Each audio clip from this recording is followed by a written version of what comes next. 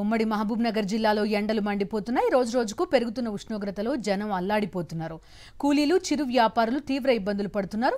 మార్చి మొదటి వారంలోనే ఈ స్థాయిలో ఎండుంటే రానున్న రోజుల్లో పరిస్థితి ఊహించడం కష్టంగా ఉందని ప్రజలు అంటున్నారు. మరింత సమాచారం మా ప్రతినిధి విజయభాస్కర్ అందిస్తారు. పాలమూరు జిల్లాలో రోజు రోజుకు ఎండలు మండిపోతున్నాయి. మండుతున్న ఎండలతో జనాలంతా కూడా బెంబేలెత్తుతున్నారు. ఉదయం 8 గంటల నుంచే బాణుడి యొక్క బగబగలతో జనాలంతా కూడా తీవ్రమైనటువంటి ఇబ్బందులు పడేటువంటి పరిస్థితి నెలకొన్నది.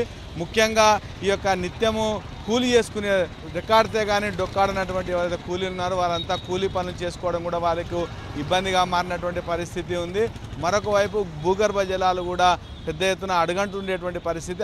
ఇప్పుడే మార్చి మొదటి వారంలోనే 39 డిగ్రీల సెంటీగ్రేడ్ నుంచి 40 డిగ్రీల సెంటీగ్రేడ్ వరకు ఉష్ణోగ్రతలు నమోదయ్యేటువంటి పరిస్థితి ఉండడంతో ఇక మిగిలినటువంటి యొక్క ఏప్రిల్, మే మాసంలో వీటి యొక్క తీవ్రత ఇంకా ఎక్కువ ఉంటుందనేటువంటి అభిప్రాయంతో వాళ్ళంతా కూడా ఆందోళన చెందేటువంటి పరిస్థితి ఉంది. మొత్తంగా మాత్రం ఈ ఏడాది ఎండల యొక్క తీవ్రత రోజు రోజుకు పెరుగుతుండేటువంటి నేపథ్యంలో మాత్రం జనాల్లో ఆందోళన వ్యక్తం అవుతుంది.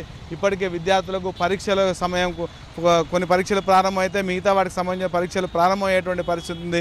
వైద్యులు మాత్రం ఎట్టి పరిస్థితుల్లో కూడా డీహైడ్రేషన్ కాకుండా చూసుకోవాలనేటువంటి సూచన చేస్తున్నారు. ముఖ్యంగా పిల్లలు, వృద్ధుల్లో మాత్రము ఈ యొక్క ఎండల యొక్క ప్రభావం తీవ్రంగా ఉంటుంది. వాళ్ళ అస్వస్థతకు అయ్యేటువంటి అవకాశం ఉంటుంది. కాబట్టి ఎట్టి పరిస్థితుల్లో ద్రవ పదార్థాలను అత్యధికంగా తీసుకోవాలి, డీహైడ్రేషన్ కాకుండా చూసుకోవాలనేటువంటి విధంగా వాళ్ళంతా సూచిస్తున్నారు.